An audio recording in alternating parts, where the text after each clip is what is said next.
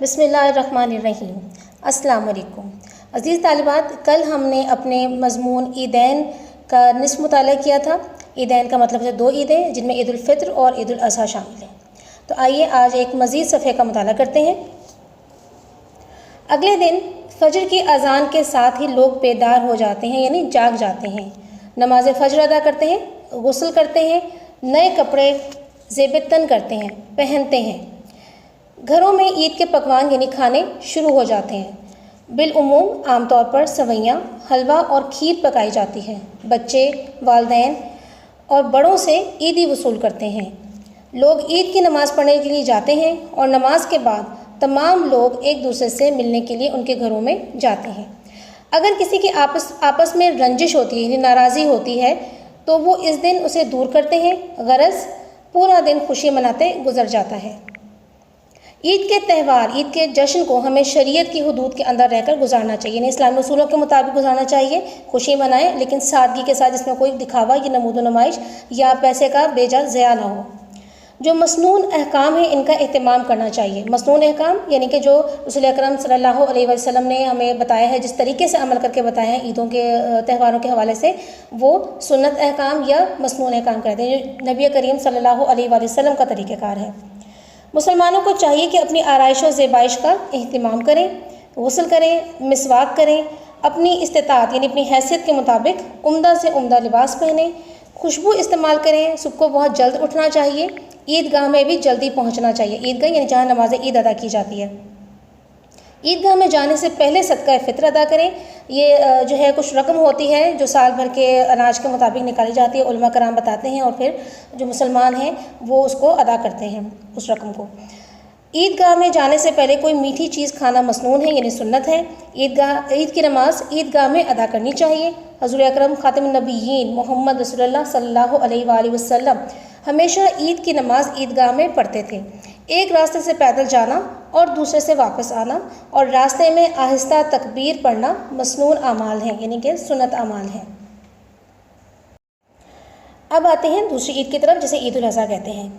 عید کے دوسرے تہوار کو عید الاضحیٰ کہتے ہیں۔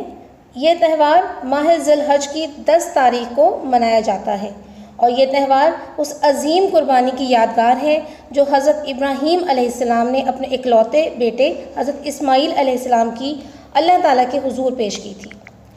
حضرت ابراہیم علیہ السلام خدا کا حکم پا کر اپنے اکلوتے بیٹے حضرت اسماعیل علیہ السلام کو رضائے الہی کے لیے، یعنی اللہ تعالیٰ کی رضا کے لیے، خوشنودی کے لیے قربان کرنے کو تیار ہو گئے، اور حضرت اسماعیل علیہ السلام نے رضائے الہی کے سامنے گردن جھکا دی، خوشی کے ساتھ تیز چھری کے نیچے اپنی گردن رکھ دی، اور قربانی کی یہ یادگار اور تاریخ ساز مثال، یعنی تاریخ بنانے والی مثال مسلمانوں کے لیے سنت ابراہیم علیہ السلام کے نام سے موسوم ہوئی، یعنی منسوب ہوئی۔ اس کو یہ سنت ابراہیمی کا نام دیا گیا، اس رسم کو، اس تہوار کو۔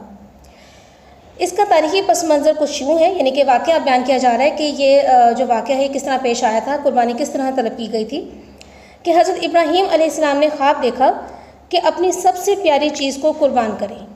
حضرت ابراہیم علیہ السلام چونکہ اللہ کے برگزیدہ، نیک اور بہت قریبی پیغمبر تھے، بزرگ ترین پیغمبر تھے، اور پیغمبروں کے خواب سچے ہوا کرتے ہیں، اسی لیے آپ علیہ السلام نے صبح اٹھ کر 100 اونٹ اللہ کی راہ میں ذبح کر دیے۔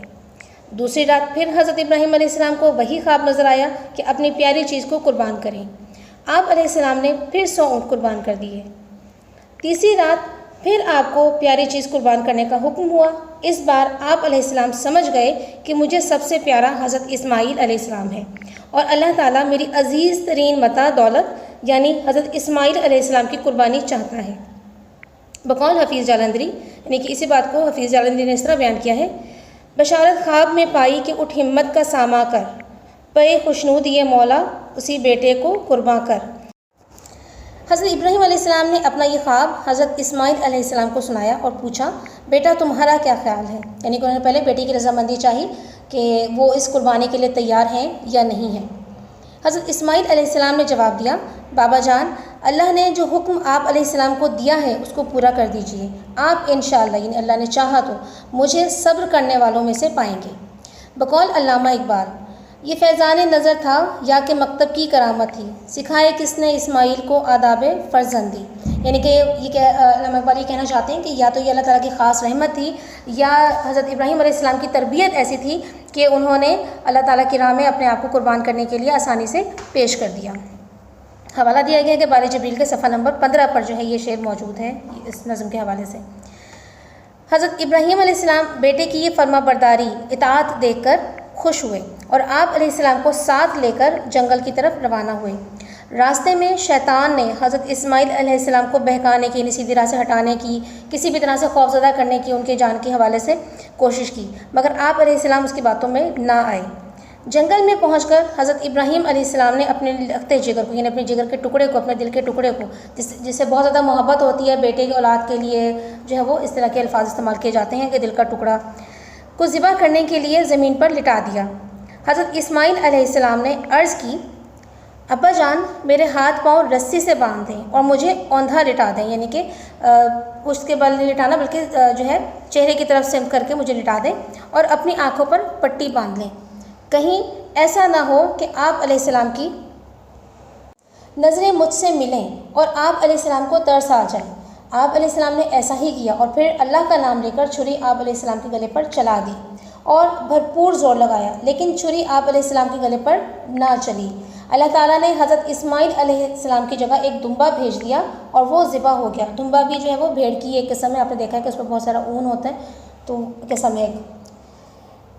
جب حضرت ابراہیم علیہ السلام نے آنکھوں سے پٹی کھولی تو دیکھا کہ حضرت اسماعیل علیہ السلام صحیح و سالم یعنی سلامتی کے ساتھ کھڑے ہیں اور دمبا ذبح ہوا پڑا ہے.